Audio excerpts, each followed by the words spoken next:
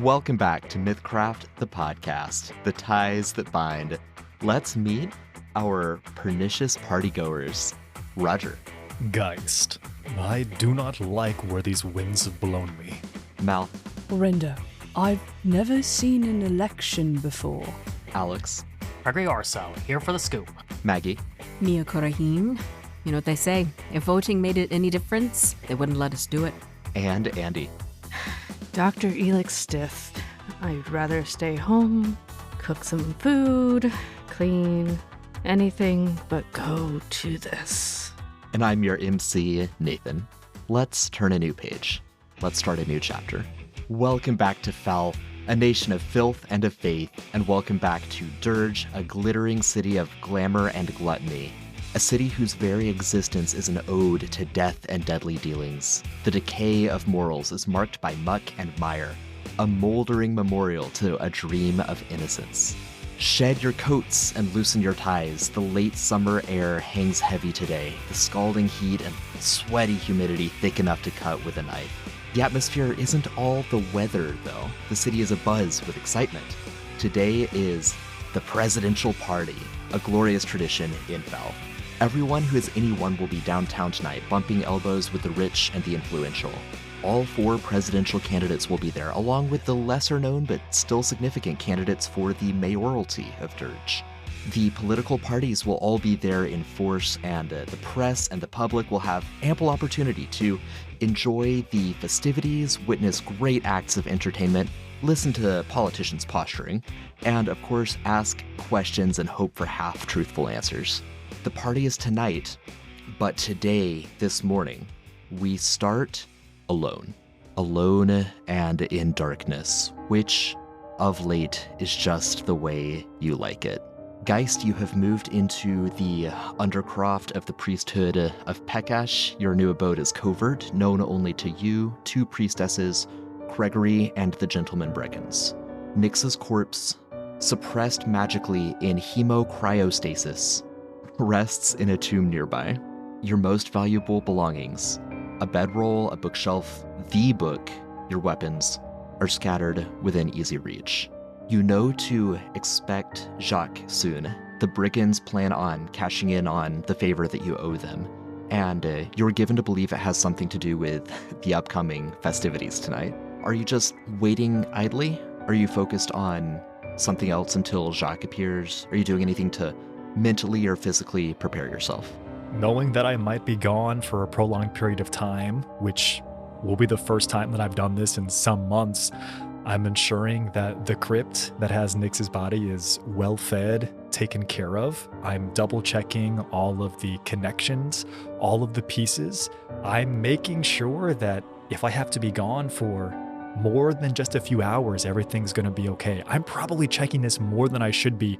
This is definitely an outward representation of his own anxiety and stress for having to get back out into the world after sequestering himself for 6 months. Yeah, as you're doing so, after an uncomfortable amount of time, morning drags into late morning, which drags into almost noon. Right around the 12 o'clock hour, a nun would shuffle down the stairs. You, of course, have seen this disguise before, and so you're not surprised when the veil comes off and it's not a nun underneath, but it is your friend Jacques. Always feel just a wee bit sacrilegious wearing this outfit, but you know, you do what you can to get in where you need to. Geist, how are you doing, my friend? I am here, ready to serve, Jacques. How can I be of assistance to you? Well, how to be of assistance indeed. The gentlemen brigands have been preparing a great caper, as it were, against the McDovans for a number of months now at this point, beginning back in late winter with your gift to Bernie McDovan. And the next step is tonight at the presidential party. Tonight, you say? Oui. Ah, I see. Apologies, continue, yes. The McDovans hate the Banginos, this I'm sure you're very familiar with. Over the past 6 months or so, the gentlemen brigands have been making the McDoverns suspicious that the Banginos might try to rob them. A solicitor, c'est moi, has approached the McDoverns with an offer that will exponentially increase their funds. The goal is to make the McDoverns invest their money in a fraudulent organization. This organization, he does air quotes around it, and then continues to do air quotes, is based out of Ergedola, the capital of Nalathesh, to the east. Now, the solicitor, he gestures to himself again, when the McDoverns investigate, will find that the solicitor is in fact an agent of the Banginos. Of course, I am not, but this is the paper trail that I've laid for them. Following that trail, they will be royally, pardon my French, pissed off, and they will likely try to make some kind of move against the Banginos. Except, I need you to convince them that they are to go along with this heist, that they are to be taken, he does air quotes again, by the Banginos in order to get back at them. Convince them that another organization, the Illuminati, are trying to take out the Banginos. Of course, usually we, the Illuminati, do not get involved in politics, but the Banginos are beyond the pale because they are involved in a vast international intrigue. Obviously, do not go into details that you cannot verify because it's above the pay grade of the McDoverns, right? You can sell that as an Illuminati easily. And the McDoverns will want to believe this. They will want to believe that the Banginos are up to no good. So, pose as a member of the Illuminati to the McDoverns, telling them that the McDoverns are to act as though they have bought the ruse hook, line, and sinker, that they will give all of their funds to the McDoverns, being assured... I'm sorry, Jacques, did you mean the Banginos? Oui, that the McDoverns will give all of their funding to the Banginos, but will get it all back when the Illuminati step into the playing field and discipline, remove, exterminate the Banginos. Now, of course, the twist is... yes, the twist. I was waiting for that. Oui, the twist is that we, and then again in air quotes, the Illuminati, and in air quotes, the Banginos in this equation. So they will give all of their money to, in quotes, the Banginos, which are yours truly, the gentlemen brigands. Jacques, I've known for some time that when you and your organization put your heads together and focus on something, it is clear, concise, and efficient. Yet what I've just heard you tell me is... it's masterful, Jacques. I think it's foolproof. And the 45% of it that I understand, I think it will certainly get us exactly where we need to go. Je suis un pomme de terre tombé par terre. And he just bows. Oh, of course, you will need to disguise yourself, but... Yes, there's more. Do not disguise yourself magically. The chief of staff of Mr. Wilson McDoven can see through arcane disguises. So here, and he takes a briefcase out from under his nun robes and sets it in front of you. A waiter outfit for tonight, along with makeup and a prosthetic horn to match your other one, so that you can appear to be a fiend blood waiter at the party.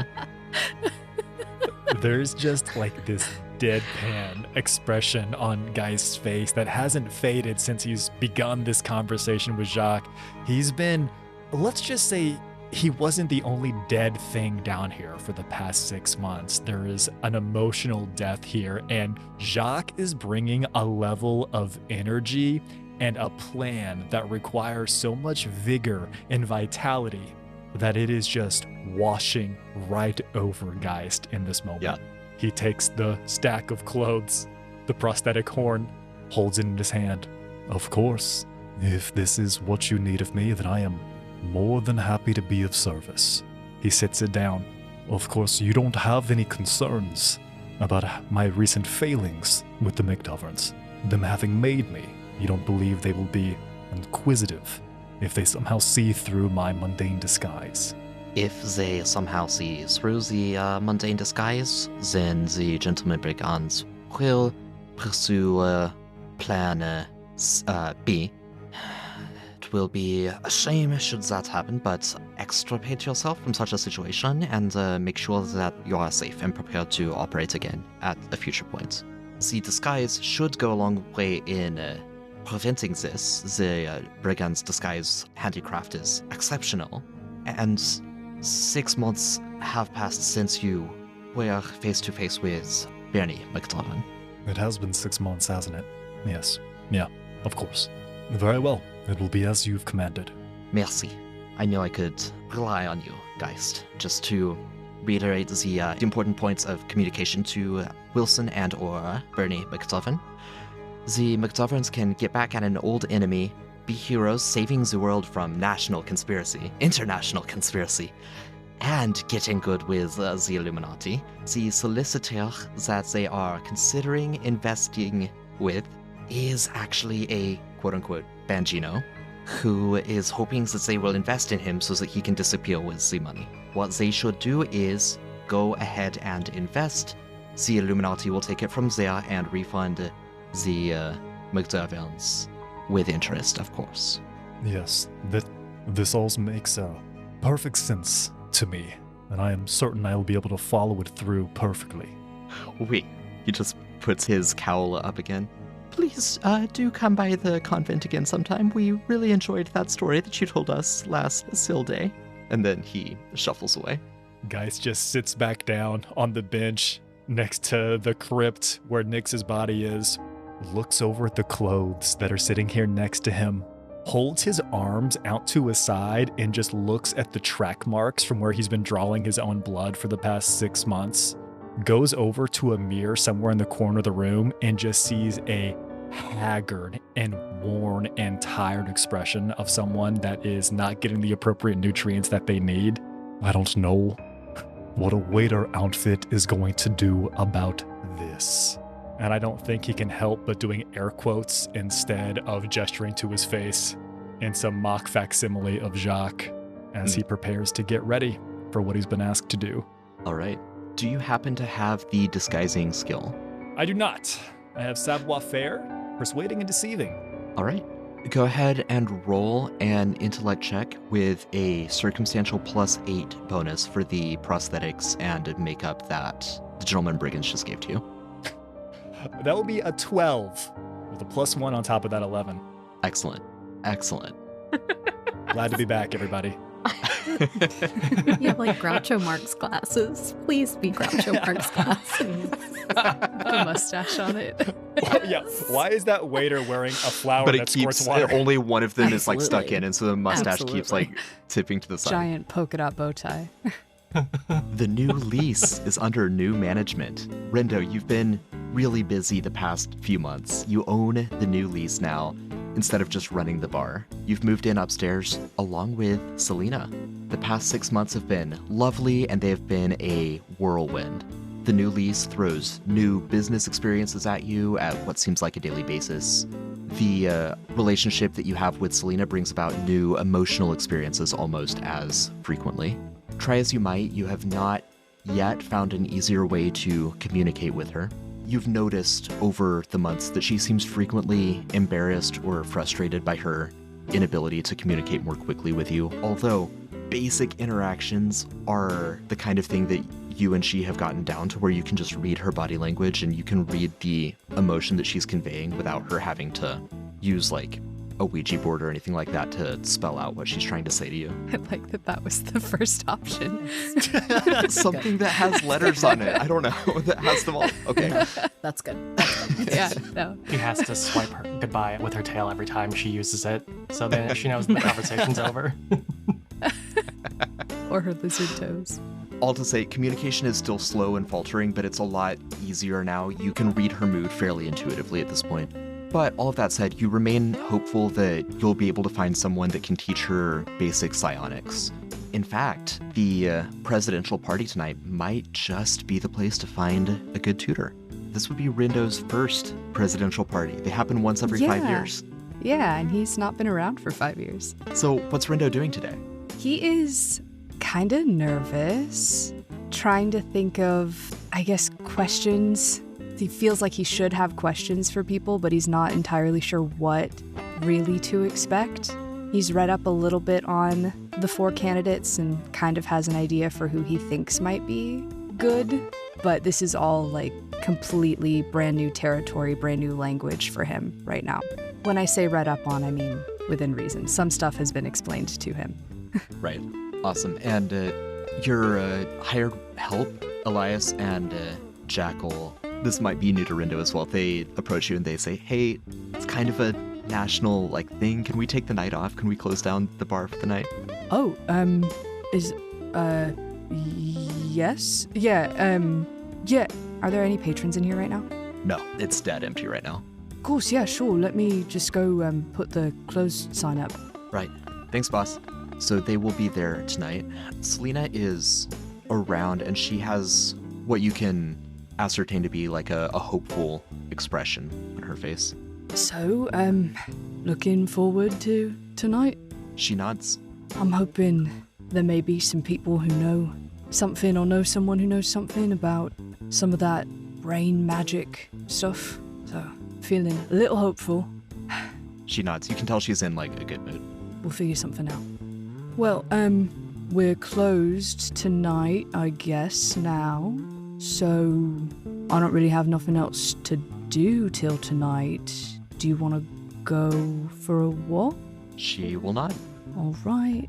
He will, before they leave, pour himself a small glass of something and drink that, and then head out. All right. We'll catch up with Rindo and Selena again at the presidential party. For now, we will turn to the Red Line Press. The floor is abuzz. It's the afternoon before the presidential party, and it's all hands on deck. Gregory, as you're getting ready for the big night, what are you thinking? What are your goals regarding both your journalism and your courier service tonight with everything coming up?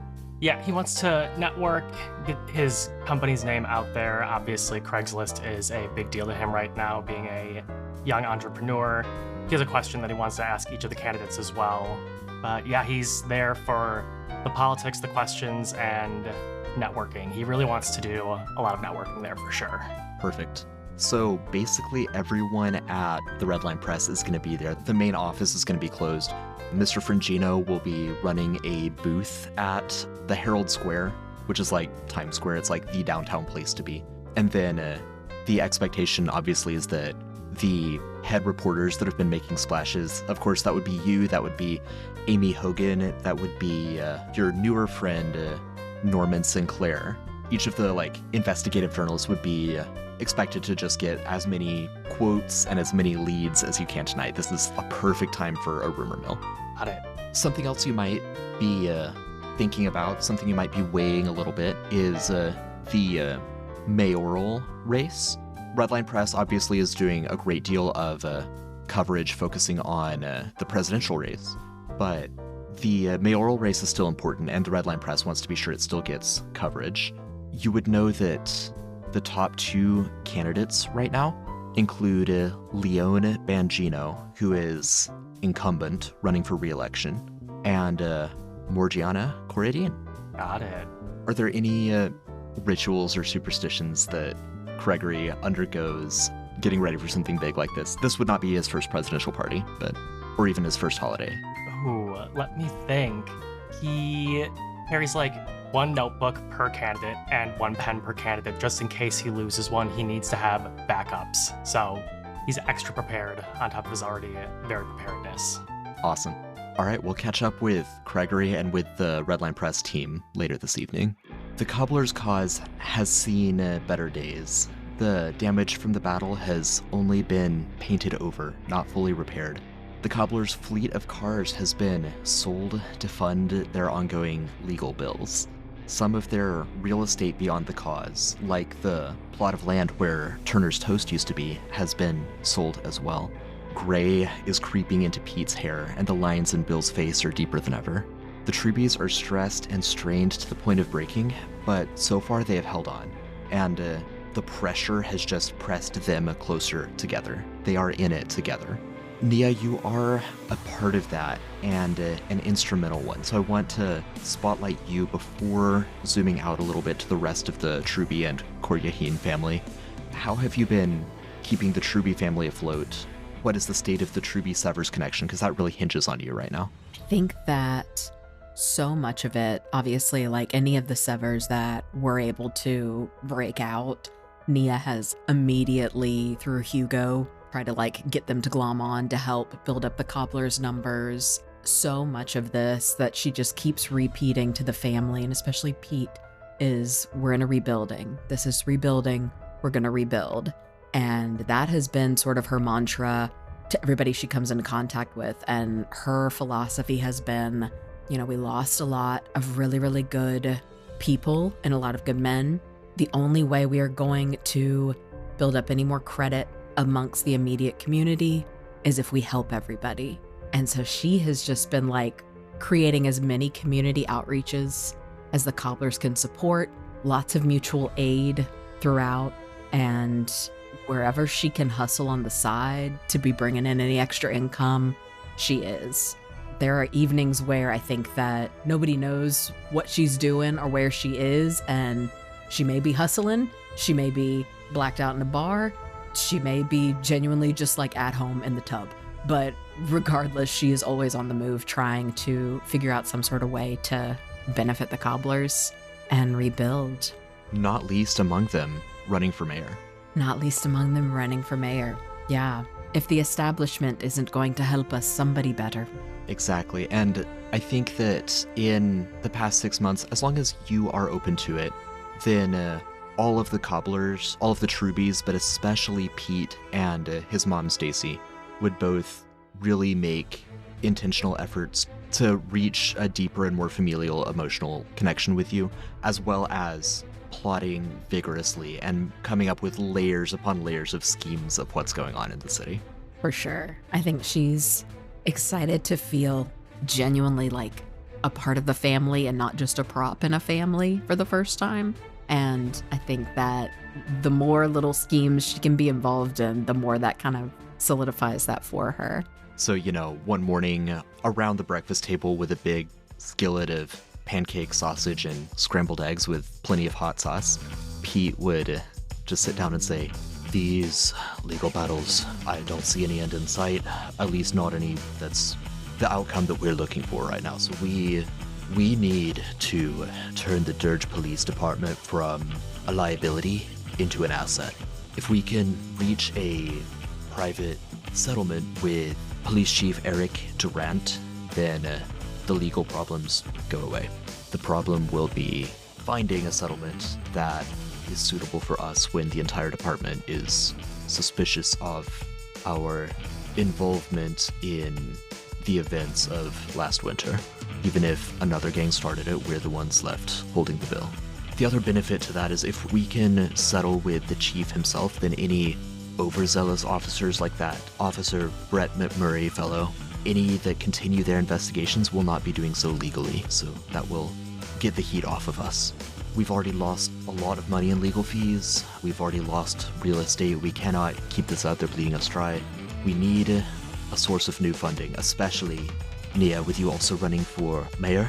We need campaign funds. We need legal funds. We need lots and lots of money.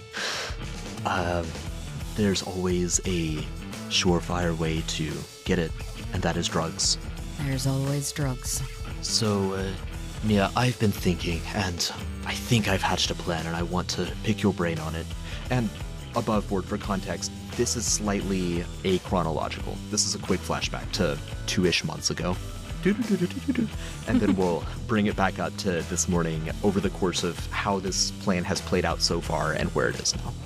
So, earlier this summer, he would say, the plan in order to both... I think we can kill two birds with one stone here.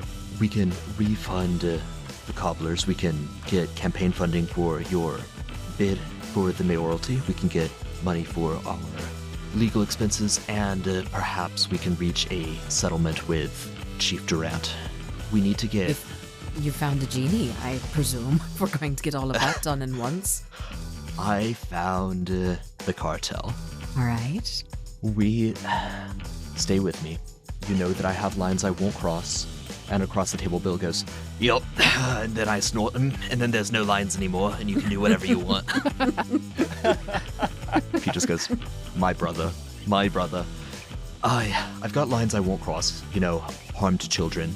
We don't do that. We're better than that. Our enemies don't always have to know that, and so we can bark even when we're not willing to bite. But putting a significant other in a compromising position is a classic trope in our line of work. And if we can get Chief Durant himself hooked, so much the better. But if we can get his husband, Taylor, hooked, more emotional knives to twist, we will pressure the Durants until they are both dependent. And if we're the ones with our hands on the spigot and we shut it off, with the promise of turning it back on as a settlement is reached, then I think we can achieve a lot there. Plus, we can sell the rest, and there's always money to be made there. Indeed. What's the old saying? There's always money in the banana stand, right? Is that what the kids are saying these days? I can never keep up. That's what they said when I was coming up, but He sips on his lemonade. I think this is an excellent plan, Pete. You'll need somebody to get in close with Durant's partner. What's their name again? Taylor, is it? Taylor, yes. Aye. He's something of an artist. That checks out. Artist, politician. Or no, not politician. Cop. Yes. Opposites attract and all that, yeah. Yes, interesting. A free spirit and a rule follower. That classic trope, you know. What do we know about this Taylor fella? Habits? Anybody been following or know anything that we can use to our advantage? Yes, I've had Tony do a preliminary assessment. And without walking through what is about an hour's worth of notes from like the preliminary assessment, Pete would talk about some of Taylor's habits, some of the cafes that he frequents, some of the art galleries that he works with, and do the same with Chief Durant as well. I think that we can make this work. I know Right. one of these places that you've mentioned. I have a friend there from many years ago. He's one of my brother's friends. He's a line cook. He could probably get me in as like a member of the wait staff. I could become friendly with him. Right. Plant the seeds. Good. Control the environment. You are a well-known public figure, so a disguise and an alias will be in order, but we can arrange that. Oh, no, I was going to go in just as I am, like this. Of course I'm going to have a disguise and whatnot, Pete. He laughs more easily around you. You've had 6 months together. You see his family side more. Yes, I'll pull out one of my mini characters, as it were. She's gonna just give her hair a tousle, which has been chopped off quite a bit. She's got a bit of a bob now, and I think most people think it's just because of all of the trauma she's gone through. But Nia knows it's because she's been wearing a lot of wigs lately. That's right. Now, the last piece of this plan, which really got the gears turning, got the plan in motion, is I've heard, I mean, it's an open secret that the cartel is based out of Granite Bay in the west primarily, but that doesn't mean that their tentacles don't reach far. I have it on good authority that they're developing some kind of new drug, some kind of synthetic new substance. It's supposed to be similar to cocaine. It makes you more alert. It keeps you up longer, puts you on your A game, and also makes you not think straight. It seems like a great time to get in on the ground with that. Make sure that that we're the ones the cartel is working with for Dirge, and to get that into the hands of Taylor Durant, and possibly Eric as well. Certainly. I think that could definitely be, if it's all that you say it is. I mean, that certainly sounds like something that would be very both interesting and addictive. All right. Indeed. It's supposedly still months from perfection. They're still running trials right now from what I've heard. Fair enough. That gives me some time. Build a little groundwork with Taylor, and whenever it's ready, just give me like maybe a week to get used to it myself so I'm not caught out looking like a fool whenever I have to try it in front of him, eh? I wasn't going to ask you to do that, but you know, if you can I'm sell not it, gonna hawk something if I haven't tried it, Pete. I mean, I'm a I respect salesperson that very well. Right, I respect that. We'll do it in a controlled environment. I don't want anything bad to happen to you. Right. Well, no time like the present to get started. And now, back in the present, you're having a similar conversation around breakfast this morning. It sounds like the trials are going well and they're going to begin shipment soon. Now, I haven't actually made direct contact with the cartels. That's something I'm still working on. We're all working through middlemen, right? A chain of middlemen, right? So I've got some work that I'm still doing there. But things with Taylor seem to have gone quite well. It sounds like he's quite a good friend with one of your wigs, Nia. Indeed. Charming little blonde named Marina, no less. But yes, he's become quite dear friends with her. Thinks that she has excellent taste, and she pretty much can convince him to try most anything. So I think it's about now just starting to set a little bit of like a, well, you don't need to know all the details, but once we have a semblance of, again, the side effects, we can get a better sense of how to temper it for him. Brilliant. Yeah, from what I hear, it's supposed to do wonders for keeping you awake. People that are under a great deal of stress, looking to burn the candle wick at both ends. So, high hopes for this. Indeed. Now, as for this evening, we've got the presidential party. Obviously, try to avoid talk. If any cops talk to you, just defer them to our lawyers, right? We're not going to engage in conversation with them. He looks over at Bill. We're not going to engage in conversation with them with our words or our fists, Bill. And, otherwise, we'll drum up support for you for Mayor Koryahin, the change candidate. Greatly appreciate it. And yes, as far as the police go, remember our line. As the lawyers have told us many a time over, it is ridiculous that the establishment continues to fund a wild goose chase in an efforts to pin these bombings on us while the actual culprits are still at large. Right, it's Bill? ridiculous. That's It's right. yeah. It's ridiculous that the establishment has bombed all the geese and pinned it on us. I'm gonna write it on a card for you. I'll write it on a card for you there, Bill. Keep it in your pocket. Thanks, sis. All right. Before the festivities of the evening, let's turn our attention to a comfortable townhome on the border between downtown and Prosperity Heights. The home is orderly, books on the shelves and clothes in the dresser. Just don't look in the teens' room or the prim and proper aesthetic breaks down. Elix Stith, senior pharmacologist at the Montefiore Hospital. You have the day off, and I would have originally assumed you're looking forward to the presidential party, although your introduction leads me to believe that maybe that's not actually true. Your husband, Vernon, is away on business in Granite Bay. Your housekeeper, Zesa, is here, along with your two kids. What does your day look like, and what are you looking forward to and or dreading about the night? Elix, I guess I should describe her. Elix is a Radine, standing at a solid 6'4". She's very tall, skinny, lanky. She looks like that kid that grew too fast, too quickly, just stretched out. She's got turquoise blue skin, almost the color of stone, with lines of bronze running through her in geometrical patterns. And if one looks close, it's not just the color of bronze, it actually is bronze. There's metal going through her, almost like panels. She's got a short, asymmetrical cut to her hair in dark blue, and normally you'd see her either in her lab coat, her doctor's coat, or when she's just around the house, she's just lounging in a plain white t-shirt and overalls.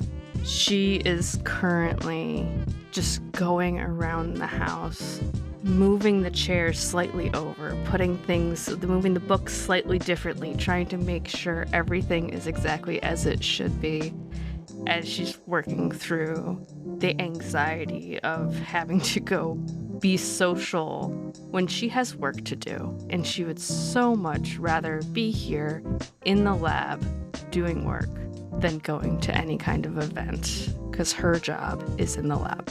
Awesome. As you are going about cleaning, you've got your housekeeper with you, Zesa, who is a tall, strong, gorgeous trollkin who is just helping with the tidying. You've also got your two teenage children in the household as well. Evie is a bookworm, and so she's just somewhere reading.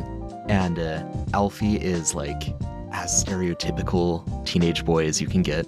He has his feet propped up on the dining room table and he's playing on his Prestastone, which is a common magic item. It's a small stone with prestidigitation permanently cast on it.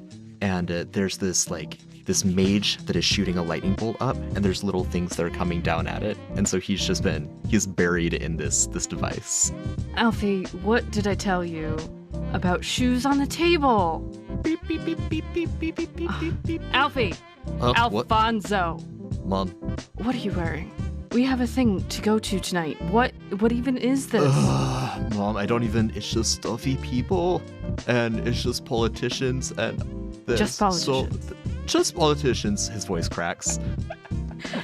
How are you supposed to make a name for yourself if you don't interact with just the politicians? I already have a name for myself. The stiff name for myself is Vernon. Dad. Everyone knows Did you just Vernon. call your dad Vernon? I tried it out. It felt weird. Don't judge me. Beep, beep, beep, beep, beep, beep, beep. Put that down. No, you can't rely on your name. I'm not going to back you up. Your dad's not going to back you up. He rolls his eyes and puts his thing down on the table. Go get dressed and clean up your room while you're at it. There's clothes all over there. I know where they are that way. She's going to telekinetically pull the beep, beep, beep toy and just float it away from him. No, you're done with this. We're not. And he screeches his chair back into place at the table. Evie, is the room clean? My half's clean. Yeah, I'm not asking about your half. Of course your half is clean. No, the room's not clean, Mom. Yeah. Mom, is the room ever clean? No, it's not. It's not. You hear Alfie stomping around upstairs. Evie, are you coming tonight? You don't have to. It might be good for you, though. I don't have to. You don't have to. But you should. I tell you, everything is a choice, except for your brother. I just have 3 chapters left. What? I just have 3 chapters left, Mom. Okay, can you bring the book with you and finish it on the walk there? Yeah, all right. Okay. All right. Otherwise, I'm gonna have to leave Cesa with you, and she will not leave you alone. So you're probably better off trying to finish it on the walk. Cesa, you're coming as well, right? I was planning to come tonight, assuming that's not unwelcome company. No, of course. I expect you to be with me. Vernon's not gonna be there. I have to have somebody on my arm. Plus, I need you to help me pick out what I'm gonna wear because I don't know. I just usually wear this, and this is not gonna work, and I don't know if I should wear the suit or the dress. I don't want to wear the dress. I'd rather wear the suit, but I don't know if I should wear the dress, and... I mean, dear, you look stunning in that dress. Also, it's kind of the night for it, I've got to say. Okay, I'll wear the dress. Do you think Alfie's gonna fuck everything up? No, I think... He's gonna step up, right? He may cause a scene, but he's not gonna fuck everything up. No, I'll keep an eye on him too. That's part of why I'm here. Don't worry about it. Let him go. Let him make mistakes. There's that age. He's got his father's charisma. He'll end up knowing more people than I will. That's probably true, yeah? Yeah, it's true. Okay. When Cesa says keep an eye on the kid, Evie, who is 4 years younger than Alfie, just cracks a smile and turns the page. This will go well. We will all have fun. It's the kid's first presidential party. It'll be good. I could use a night off. It'll be good. I think. On that vote of confidence. The big night is here. Performance stages have been set up around Herald Square. Bands like the Gabagools have taken their respective stages to offer a lively backdrop of jazz and blues. Jugglers, acrobats, and entertainers of all kinds take to other stages, offering an amazing variety of performances. Street vendors form a rough perimeter, selling all kinds of food and drink. Pop-up pavilions with bright signage show where you might go to speak to a variety of business owners, news companies, political party leaders, or candidates for lower office. The buildings around the square have been taken over and converted into the headquarters for presidential candidates and their teams.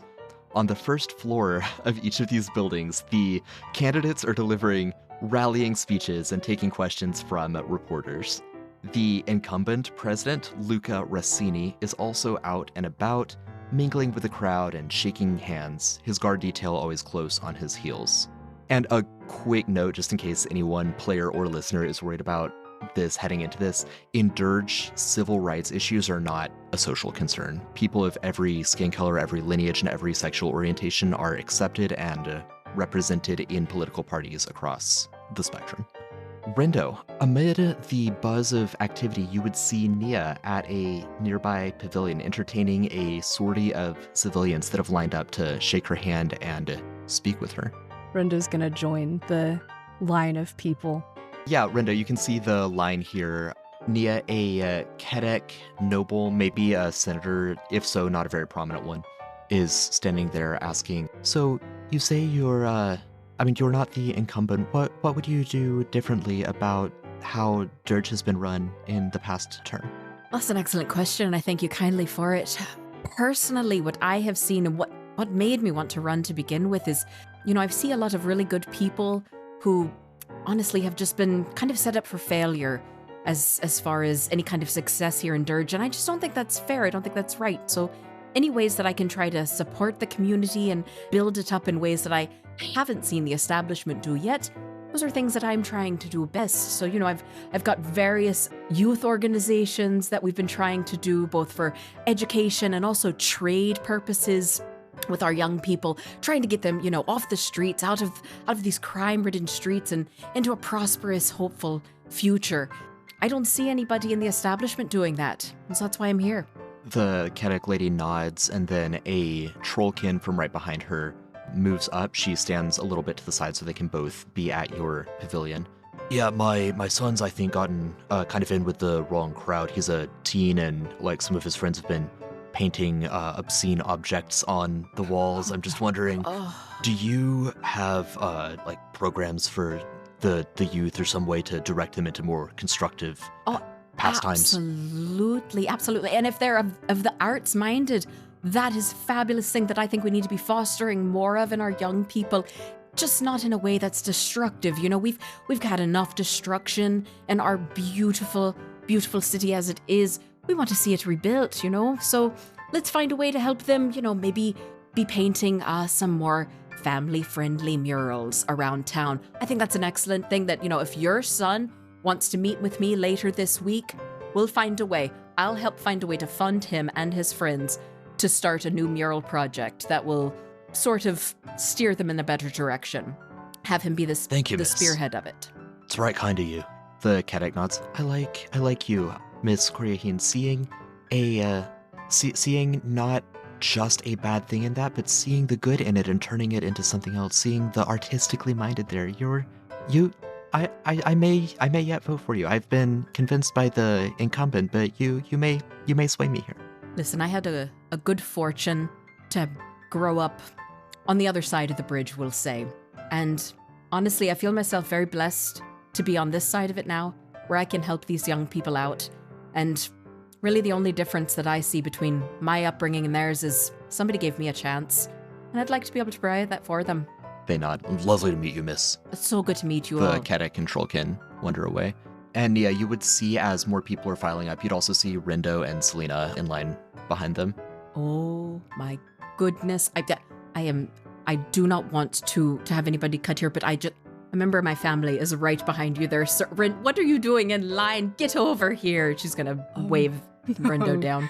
That's my cousin right there. Can't you tell the resemblance? Get over here. She's going to give him the biggest hug around his waist or wherever she lands on him, basically. It's good to see you too. This fella right here, he is top notch. Oh, you speak too kindly, miss. How are you, Rindo? Selena, how are you both? Oh, we're doing all right. He'll look over at Selena and smile. Yeah, Selena nods. Very good, very good. Your first presidential party, yes? Yeah, first electoral anything, really. First presidential, yeah, all of it. New, brand new.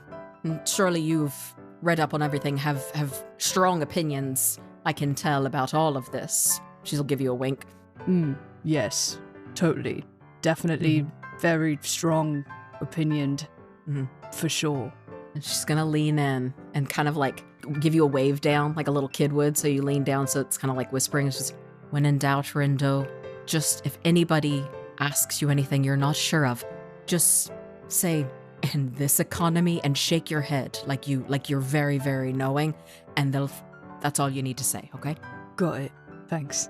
I beg your pardon. I do need to get back to these kind people as they have let me be a very, very rude host and have some folks cut ahead. Oh, and just going to right, turn right. and immediately start politicking toward these kind folks who have waited in line. He'll do the awkward, like, quick bow of the head and the hand up, like a sorry gesture to the people that he cut in front of accidentally. As you would back away, you'd hear one of them introduce themselves to Nia. Name's Nelson. I'm out from Granite Bay, looking to make a move to the city, but I've also been reading the news and heard kind of a rough town lately. So just wondering, as someone, did I hear right? You grew up here? Born and raised, quite fortunately. Here's the thing, Mr. Nelson.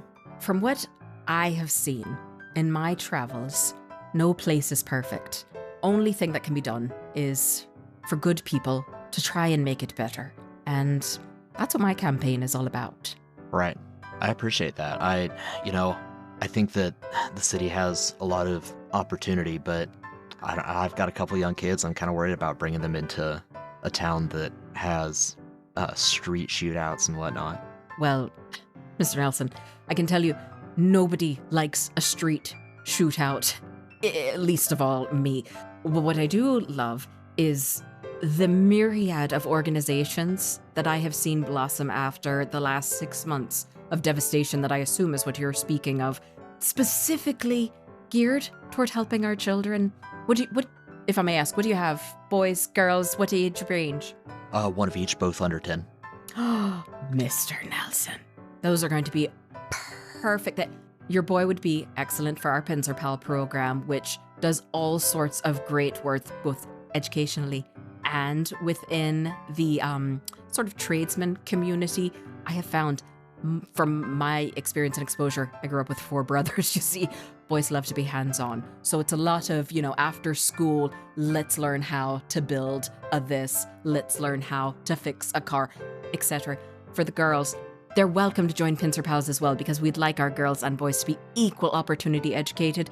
But I do have sort of a pet project of mine in honor of a dear friend, the Acorn Girls, a wonderful program that teaches young ladies both responsibility and so many lovely features of she's going to try and catch herself because she's realizing she's getting emotional, as she always does when she describes this program, because she can't help but think of the dear friend who helped her start it, at least in spirit, Nyx. And she's gonna catch herself a little bit.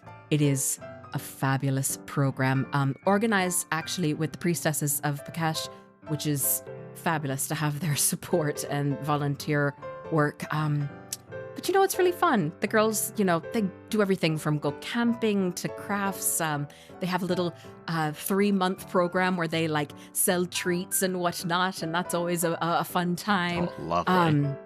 Yeah, we like to see our girls have more than just a husband and household to look forward to when they become adults. Not that there's anything wrong with that, but it's a modern world here in Dirge. Well, I appreciate you taking my questions. I'm sure there's many more people waiting to speak with you, so thank you. Thank you kindly. To talk to you more, though. I want to see both your kids at our programs, and we'll talk more then. Can I have you make an awareness check as Nelson leaves? Sure. Just straight awareness? Specifically, getting a read on people, so that'd be intuiting if you have it. Okay. Be like an 18 intuiting. He was faking his accent. Okay. Oh, it's faking mine. No, I'm kidding. as someone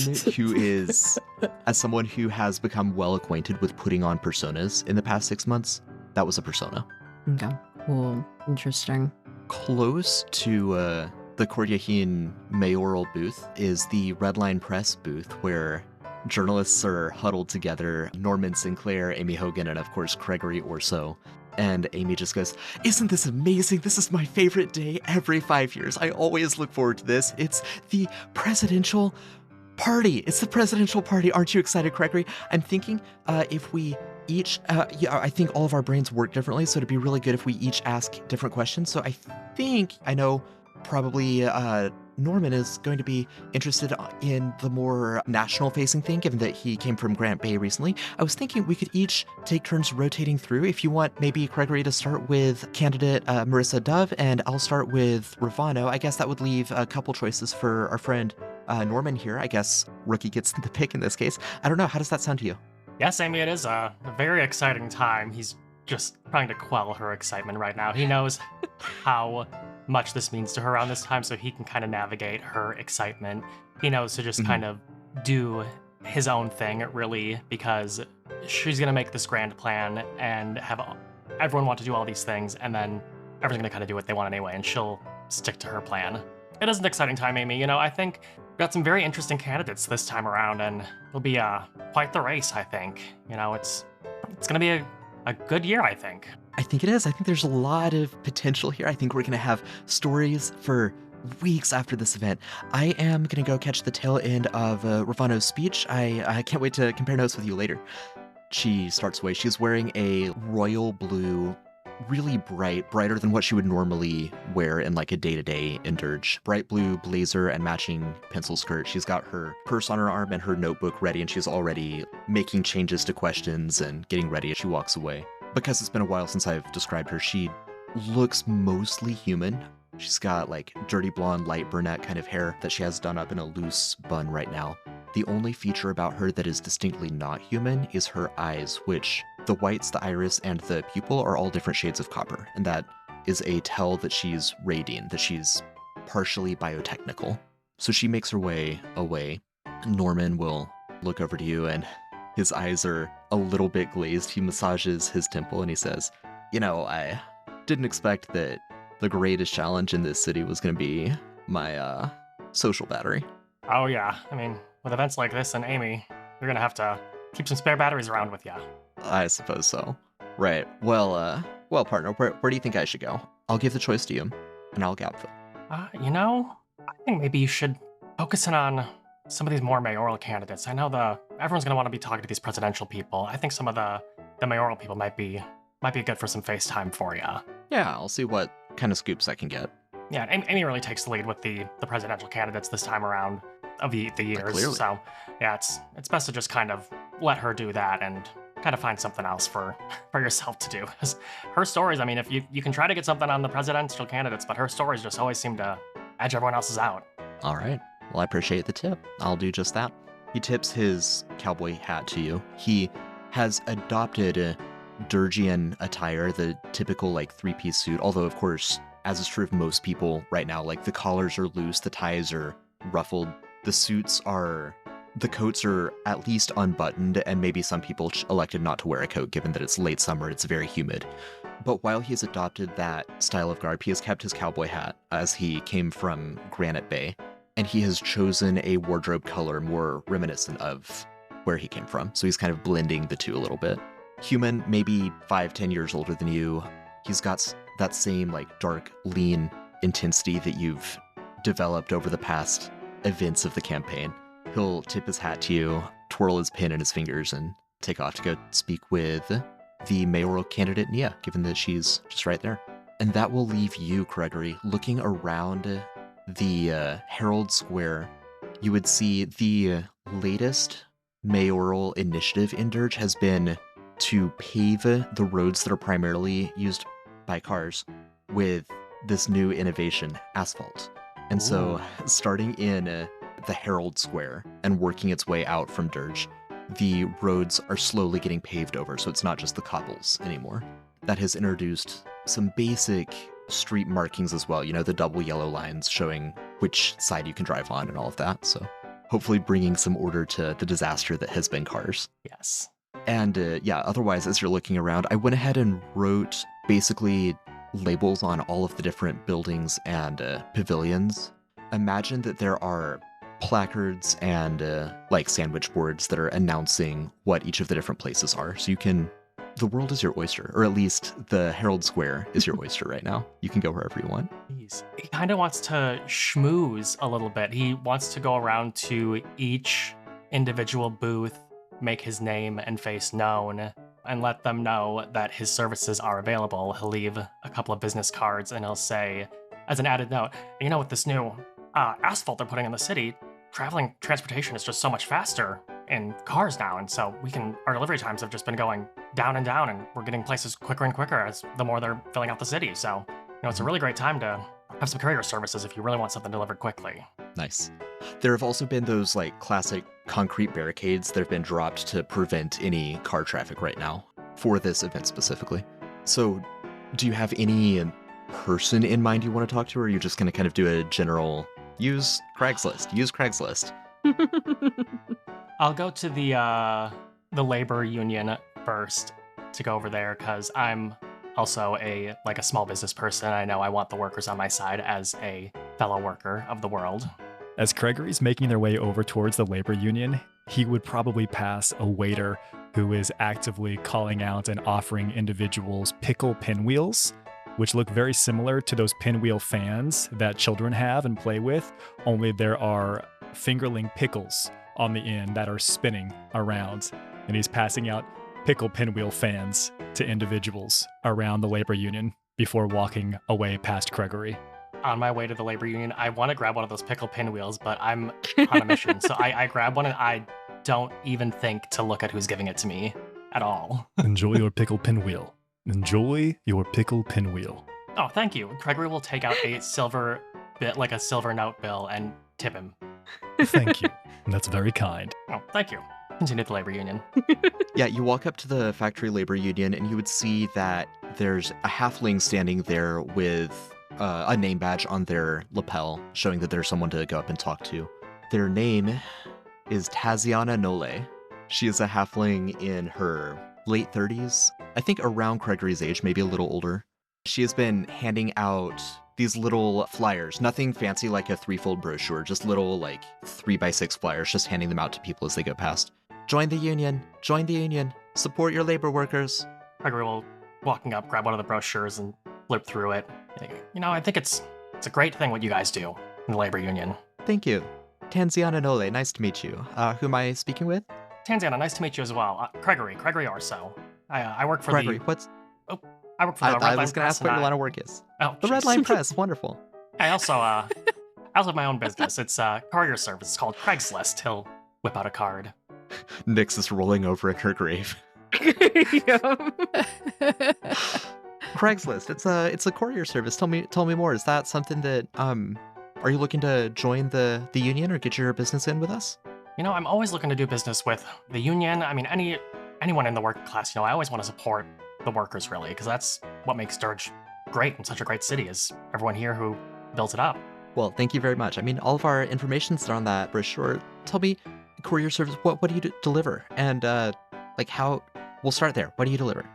We deliver what you need delivered. If you've got materials you need delivered, if you've got a package you need picked up, we can bring it to you. We can drop off your materials, whatever is needed from you. Right. Yeah, I'll have to bring that up to next time the labor union meets with the factory owners. I think that's some kind of leverage we might be able to utilize. I really appreciate knowing that there's independent contractors out there now that are doing that. No, absolutely. Can I leave a couple cards here for you as well so you can give them to them so they can contact me? That would be splendid. Thank you, Gregory. Oh, thank you, Taziana. It was a pleasure to meet you. As you turn to leave the Dirge Factory Labor Union Pavilion, you would bump into an older gentleman wearing a 3-piece bright red velvet suit and sweating buckets. He has a monocle. He has a top hat that adds at least 18 inches to his height. His velvet suit has gold epaulettes on the shoulders. Gorgeous. And he has a mustache that curls in on itself at least 3 times. He should be president. I mean, Wow. He's got my vote. obviously. Gregory, he removes his velvet glove. A little stream of water comes out as he does. Oh.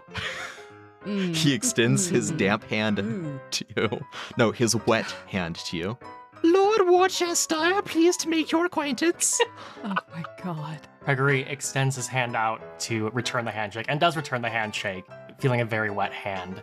You try to. After the first shake, his hand slips out. Oh. That's more on him than on you. Lord Winchester, was it? Gregory Orso, nice to meet you. Worcestershire, actually, not Winchester, though I don't understand. Worcestershire, yes. Worcestershire. Yes, young man, I was just hoping to solicit your vote. You see, I was going to run for president, but they told me I'm past the date to sign up this year. I thought that was what tonight was for, but apparently that's not true. Seems fishy if you ask me, which is why they need someone like me to run.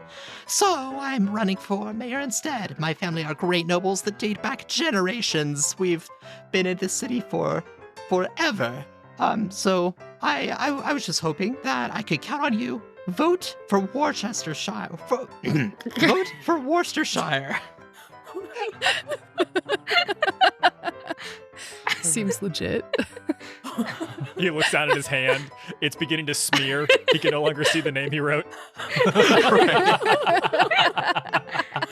it say Winchester? It was Winchester, and now it's Worcestershire. Right. Right. Lord Worcestershire, I've not heard of you as one of the other candidates in the race yet. Could you tell me more about your platform? My platform? Yeah, you know, what you want to I'm see not in happen. the construction business. Oh no. Neither are the candidates, but think of them as constructing a better dirge. You know, that's what they have planned out. Do you have anything like that? Well, I think I have a lot to offer. My family has a secret sauce recipe that I think would do quite well the world over. You've caught my attention. Well, let me tell you more about the sauce then. It's the secret sauce. It's the sauce of the Worcestershires. It is, shall we say, umami. You'll taste it and you'll go, ooh, mommy. Dead. That's it. Actively dying. Now we're back. I support him. Now he does have my vote. Gregory can't help but chuckle at that. Fine eating for everyone, all across the nation, all across the world, from the mayoral office of Dirge. What do you use the sauce for? Everything and anything. Everything and anything. Gregory's writing this down. He's very intrigued about this secret sauce and this man he's never heard of before. This very wet man that he's never heard of before. Well sauced, even. Right, well, thank you. Look out. He does that gesture. I'm not really sure how you might describe it, of like taking a fist and like punching a shoulder, the look out for me gesture. And then he spins on his heel and starts to saunter away, humming to himself faintly. As he's walking away, Gregory's kind of walking through the crowd and taking notes of him, just thinking, interesting man. We're actually going to follow this man for a moment. The camera is going to pan Thank God. away from the Thank PC. God. Honestly, please. I'm down. And follow I this would yield NPC. here. Yep. If this is your way of saying this is the show now, Nathan, I think that's okay. Yeah. I think we're all okay with that. Can I re-roll my character? Nia, as the line at your mayoral stand is rotating, eventually you see a flamboyantly dressed man in a three-piece bright red velvet suit. Lord Worcestershire, pleased to make your acquaintance. I heard that you were running for mayor. I'm also running for mayor, so I thought maybe we could run for mayor together. That is a novel concept, sir. And may I say, a dashing sir you are. The look of this suit. Where did you get this tailored? Why, thank you. He makes a flamboyant bow at the waist, right angle. His hat falls off. He grabs it and pops it back on his head. Stunning. Absolutely stunning. I'd have to ask the administrator who's been organizing all of these things, but I'm not sure mayoral candidates can run jointly in that way.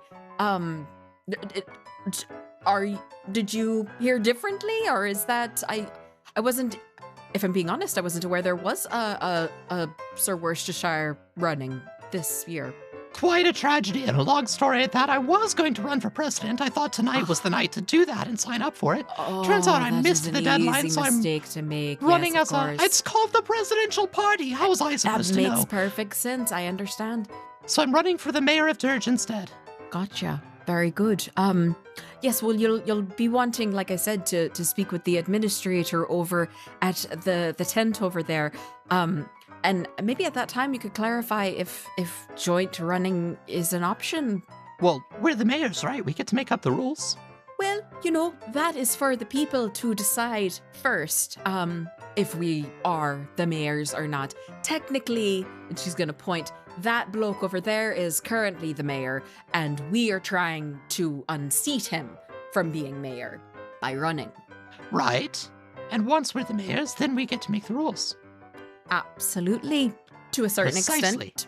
But we have to become mayors first, and Well, that's First we exactly must- why I'm here tonight, and that's what I intend to do. So can I count on you for a vote? you certainly can count on votes, sir. That is for certain. But like I said, you'll want to speak to the administrator. She's become buddy with this administrator and is giving them like a little bit of a wave. I think you're gonna want to talk to. Maybe this person needs your help. I think you're gonna want to talk to this person. You make eye contact with the administrator, the like government worker from across the plaza. They see first the top hat and then the rest of the fellow, and the blood drains from their face, and they roll their eyes and they nod and start their way over. Right, well, counting on votes is what I like to hear. Pleasure to meet you. Absolutely. Pleasure to meet you, Mia. Likewise, Mr. Winchester. Oh, Worcester.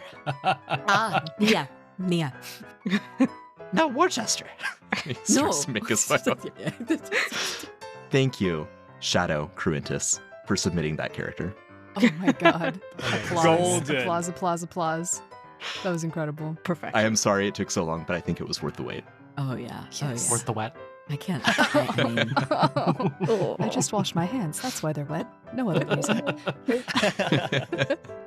What is Elix doing during all of this?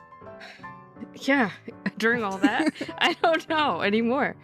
Elix being in this environment is much different than she was at home. She looks very poised, professional. This is the job right now.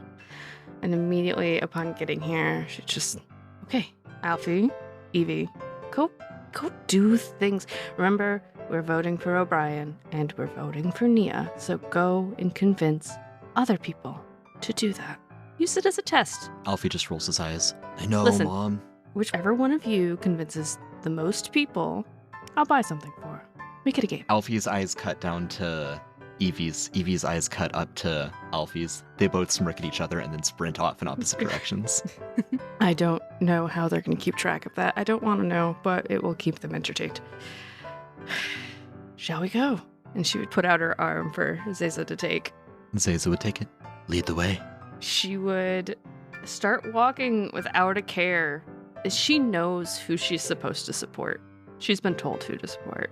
So she's more here to get a feel for everything else going on so that she can report back to Vernon anything she thinks is important, but also to show face. So her and Zeza would just be walking along the streets, and she'd probably eventually come upon Nia's booth, who she would recognize. Mhm. She's known Nia for a long time because, I don't think I said this, Elix she's in her mid-40s. She's been around Dirge for a bit. She's friends with Nia's mother, as well as some of the other Severs. So she would make her way right in line with the rest and listen and overhear everything Nia's been spouting out for a while. Miss Nia, yes. I heard from Hugo that you were running, but it's good to see it's true. Good to see you as well. It's taking her a minute for it all to click, but as soon as she says Hugo, it all makes. And yes, of course, Hugo. He would be out there being Hugo, wouldn't he? He's Shake still your hand. wearing that stupid prison jumper. Can you convince him, please, to Man, change there'll be no it? convincing him. There'll be no convincing him, believe me. If you can convince him to change that, you can do anything, and then you'll have everybody's vote. Because honestly, it's just not a good look.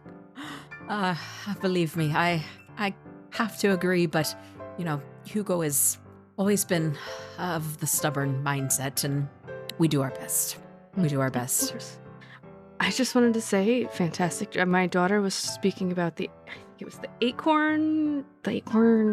Yes, the Scout- Acorn Scouts. Girls. Acorn. She wants to be one, and she's been Oh, begging, absolutely. and I think she's going to. I don't know. I don't really pay attention. I trust her to figure it out. The So- children do sort of run amok, don't they? It's a bit different from what I remember when I was their age, but yes, we are very much the more From the what I merrier remember type of you at group. that age, you were running amok quite a bit. I I got around, but here we are today. Look where you are. And look at you with a daughter who wants to be a member of my youth organization. How exciting.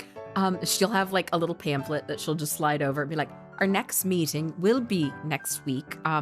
Obviously, no pressure. If that's too quick of a turnaround, I understand. But we are going to be doing some pretty cool stuff next week. I'm just saying. Well, I will. It's baking. pass We're it going to be along. baking. Oh. Well, she does love to bake, so I will push her your way. I must say, it's excellent to see someone in your family getting back into politics. You've got our full support. Thank you. That's very kind of you to say. Our family has sustained so much loss, especially over the past several months, but it's all about rebuilding, isn't it? Mm-hmm. She'll pat Zaza's hand. I believe Zaza went to a few of the funerals. My condolences. Thank you. It's very I- kind. I was actually going to say, I recognize you from, obviously, politics, but from one of the funerals as well. It seems that you were friends with Nyx before her passing.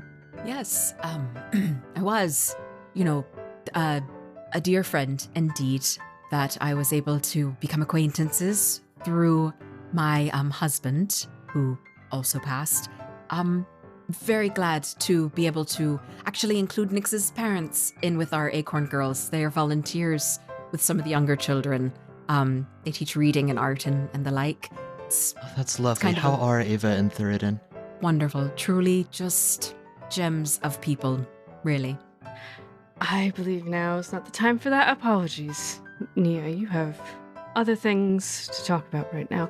We will be on my way. Apologize for anything my children mess up. I told them to do whatever they could to support you and turned it into a competition. So they're around here somewhere. Sorry ahead of time. I love an enthusiastic competition between siblings always. So, send your daughter over here if she is interested, and I will get her some pamphlets or something. Give her a little bit of an edge. Oh, she's gonna win. I have no doubt about that. It's anything. Apologies for the interruption. May I offer any of you some little smokies by chance? And there's a platter with small sausages that one end appears to be on fire. They come with a dipping sauce, and they're actively giving off smoke. We encourage you to dip them in the sauce prior to consuming them. They will stop smoking then. Is it a spicy sauce, a sweet sauce, a savory sauce? This is very important. He gestures across the platter. It ranges on a scale of 1 to 10, from mild to spicy. You may choose whatever's best for you. Most individuals, as you can see here, are going for somewhere right in the middle. She will telekinetically pick up one of the little smokies and dip it in the hottest sauce. Zaza nods knowingly. That's Here, that's a a napkin 10. for you. Thank you. That's really the spiciest. He begins to walk away, blending back into the crowd to pass off hors d'oeuvres. You didn't even answer me. Who are you? Saw that, right? He just completely ignored all of my questions. I mean, I think the waiters are trained to meander, get as many out as they can, right? Yeah, but he could have at I least don't think answered many about people the are asking sauce. them about the sauces. I think it's more of a just sort of dip and go situation. That was not spicy. I'm not my place to complain today. It was fine. Also, you guys didn't take any. You just left. Hospitality has to work better here. I'd like to think when Geist was spinning around, walking away with the tray of little smokies, Kreger would be walking that direction. We go, oh, those little smokies. He'll take one, dip it in the sauce, and keep walking. He'll walk past Nia and Elix. The doctor will catch his eye. Oh, Dr. Stick, I didn't see you there. Finishes his little smoky. Craig, how is Craigslist doing? Gregory, it's doing great. Oh, how is Gregory's list doing? Oh, I'm Gregory. My business is Craigslist. You still haven't changed that. Okay, how is it doing? Why would I The change question still stands. It's doing good. I've got my dad working there now. He's not back in the mines. Oh, that's good. How is he doing? Was he sticking to his drug regimens? Does everything go well? I haven't heard anything. Yeah, he's been doing good. I've been, me and my mom and Tristan have been really making sure he keeps everything good. Taking his meds, not going back to the mines. Of course. Of course. What brings you here? No, I also work for the Red Line Press. He'll show his notebook. Oh, that's right. As I've got some questions for these presidential candidates. Got to get some other info on everyone else here, and he'll see behind Elix. Be like, "Is Nia? Like, Nia, I didn't know you were.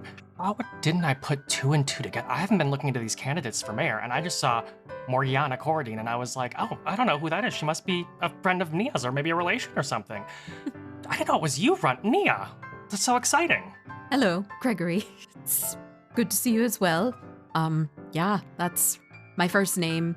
They apparently like you to put your legal name on here for some reason. I'm not quite sure why, but that's fine. Just Nia, please. Oh, of course, Nia. Well, you got my vote. You can count on that for sure. Oh, good. She's gonna lean a little bit. Frankly, I need all the votes I can get, Gregory, so spread it around like wildfire. And she's gonna just like wave to the next little group of people she sees kind of walking past. I'll say, I do that. You pass out these cards and put some cards on the table. Oh, Gregory, they don't like us soliciting during this. It's something listen. I work with the labor union quite heavily, and she's going to take your card, she's going to tuck them in her pocket, so I will make a point to hand them out outside of this thing, but I promise, I just can't have them on my table, unfortunately. Oh, good call. You know, you two don't talk very quietly. If you give me a handful, I'll give them to my kids and they'll be everywhere. Oh, sure.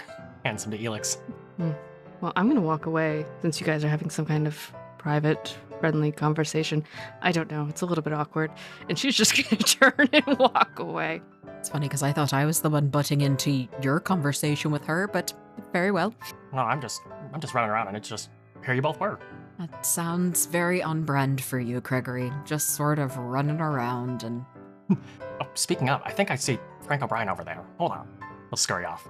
As he does so, Nia, you would see someone else was lurking in the shadows a little bit, waiting for a clear opening. And Brett McMurray would come up and put his knuckles on the table.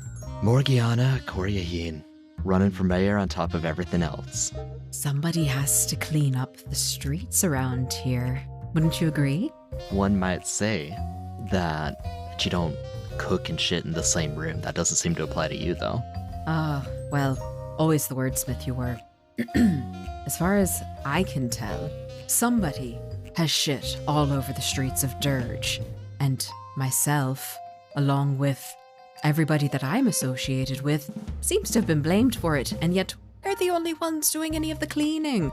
Perhaps you should be looking around for the person with soiled breeches and not the ones with the mops. Cleaning? Covering your tracks. I know it. I know you are linked to that car explosion. I know Letitia's blood are on your hands. I will prove this. I will. And he's like, in his head, he's also in his cups. He's gonna stomp away. McMurray used to be pretty put together.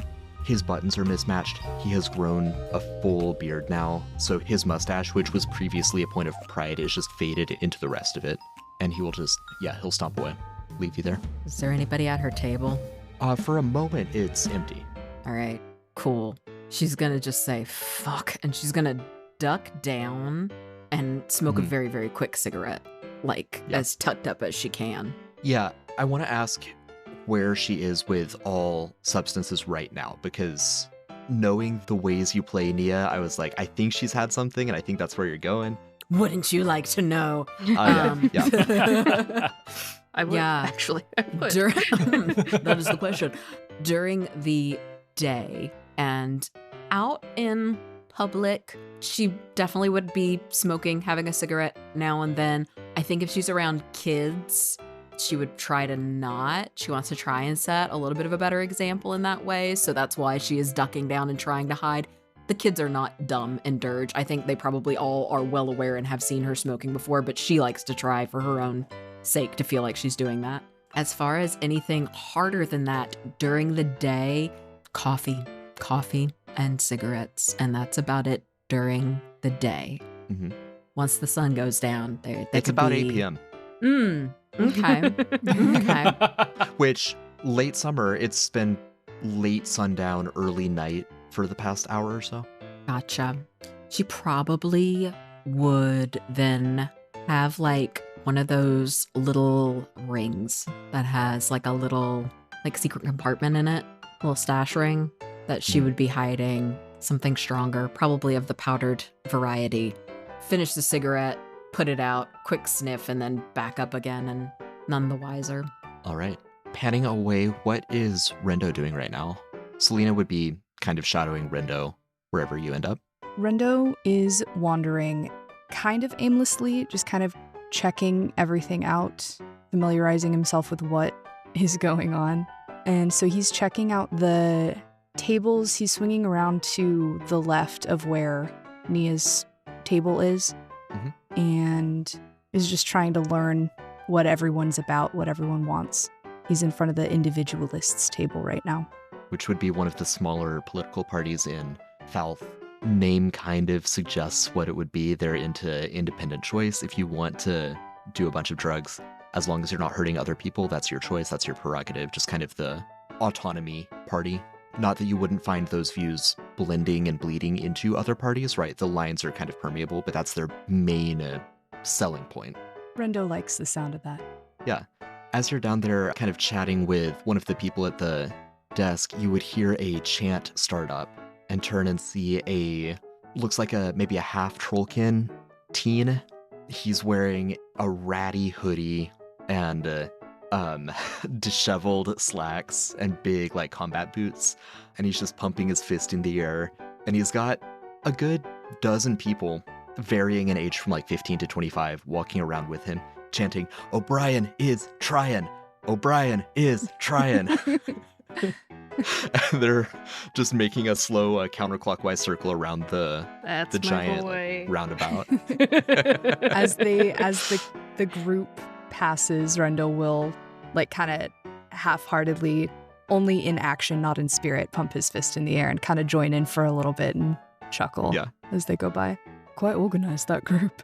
Organized in that they got like a chant going, yes. That's about as far as that word goes. Rendo, I think you had a specific agenda that you wanted to see to with these evening festivities, right? Yes, I am trying to find someone who could maybe be versed in psionic magic of some sort. I don't actually know where to start with that. I'm just keeping an eye out as we wander. Gotcha. Okay. Let's see. Yeah, as you're wandering, you would see a variety of colorful individuals. Looking through the map, actually, you wouldn't know any of them by name, but you see a really enthusiastic halfling with this baguette that is just cut into thick slices on a platter, and she's just going around. She's got a crisp white button-up shirt, black slacks, and suspenders, and she just looks like the happiest person you've seen in the world, just wandering around trying to get people to eat this garlic baguette. Hello. What? Are you interested in having a little bit of this garlic bread? I'd be more than happy to cut you off a small slice of this if you're interested.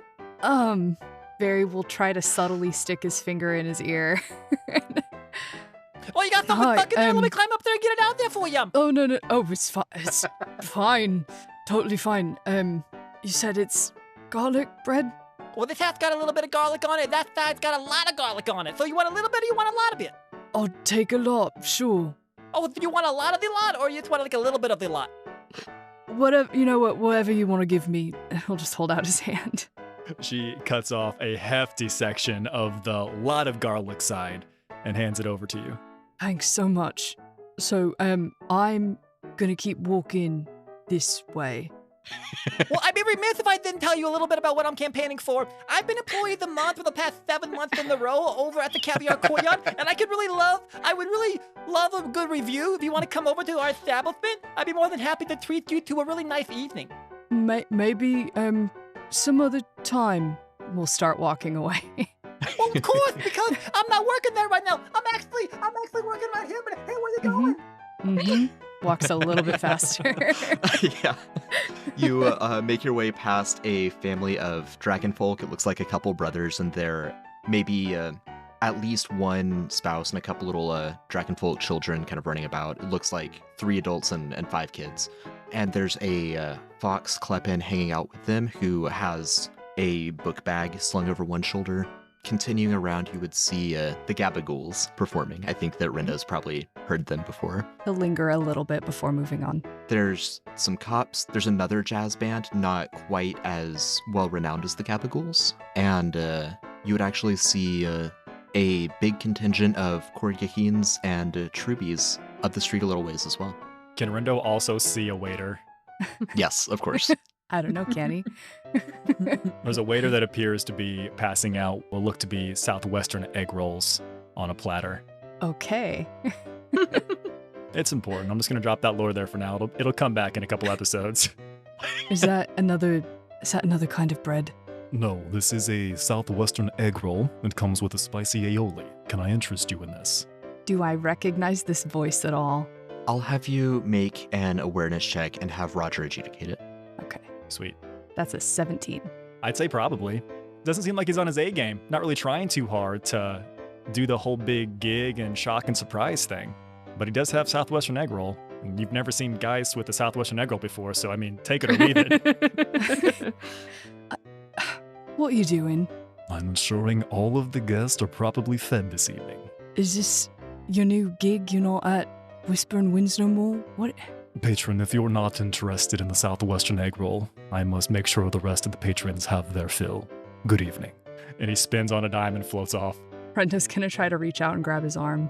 Oh God, I hope the arm with the platter or the other arm. I hope he doesn't spill the the Southwestern other egg arm. rolls. The other arm. Just to stop him from walking away. We have rules against laying hands on the staff. Do you need something?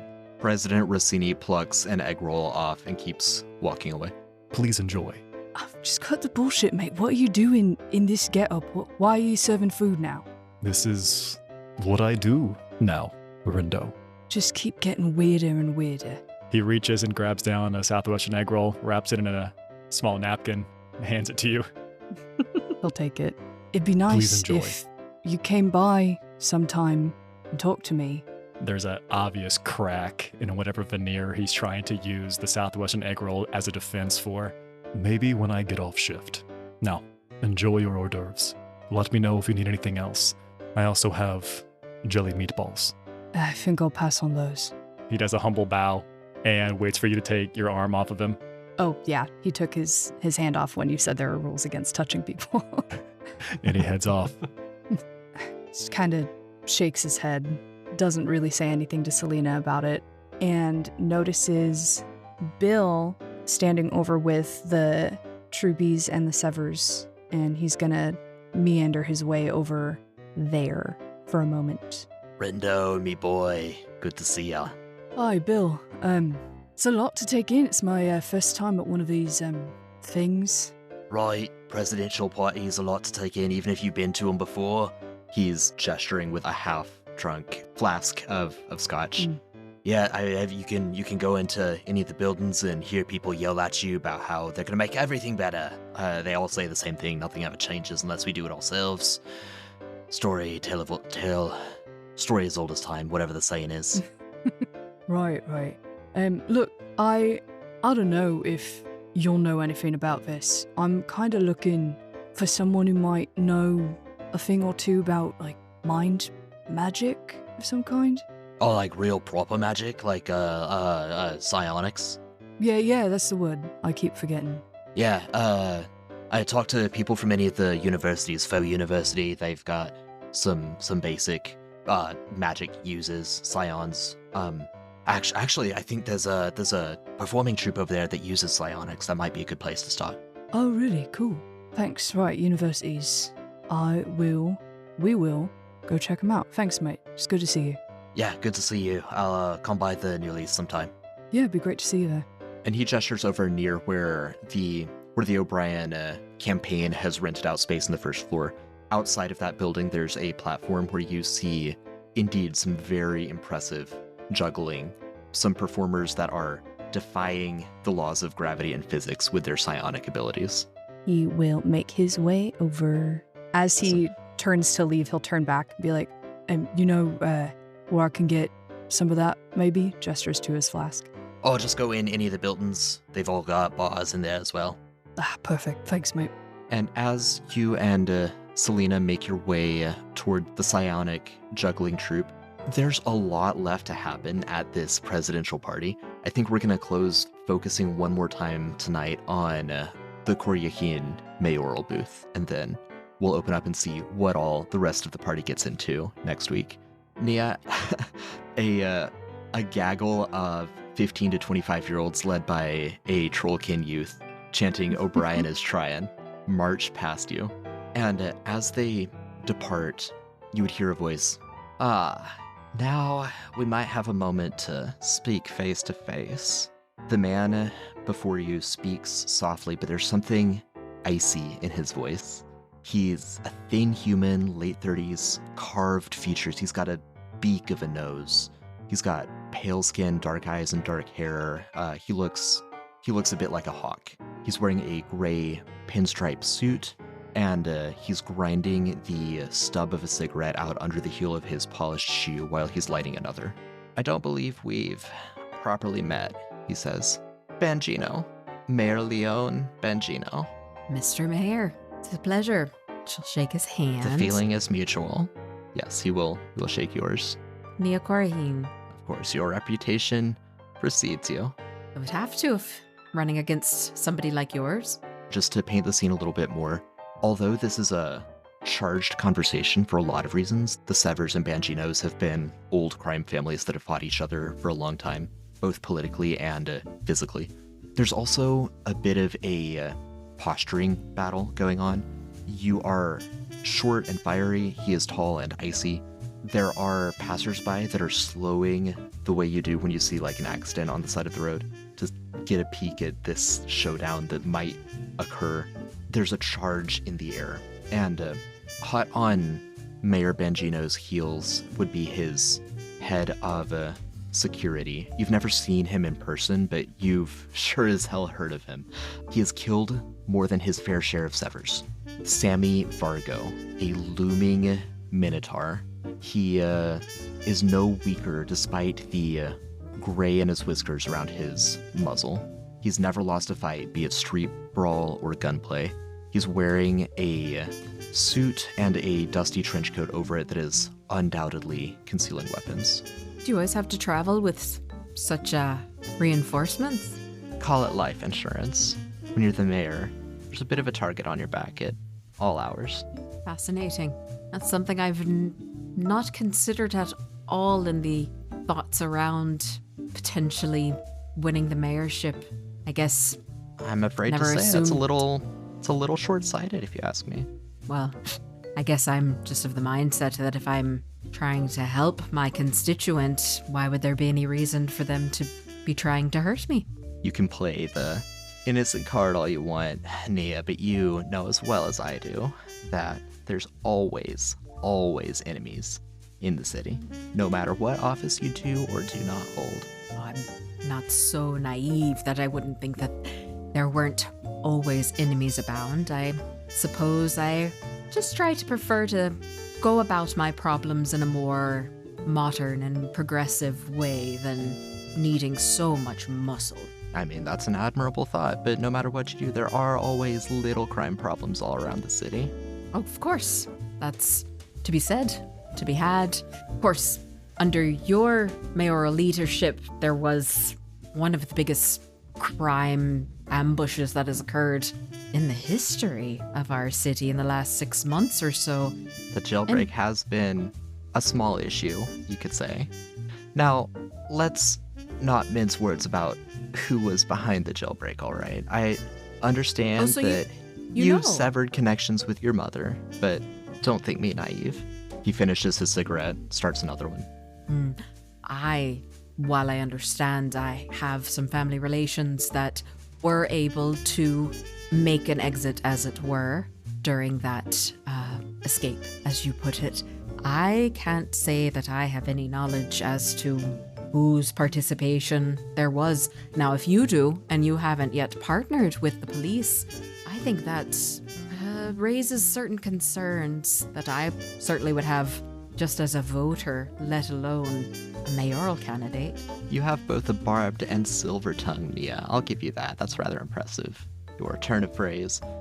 You've got fire, you've got drive. Nothing like that other guy. Winchester? Can you believe him? What's this here? I don't know. What is up with that guy?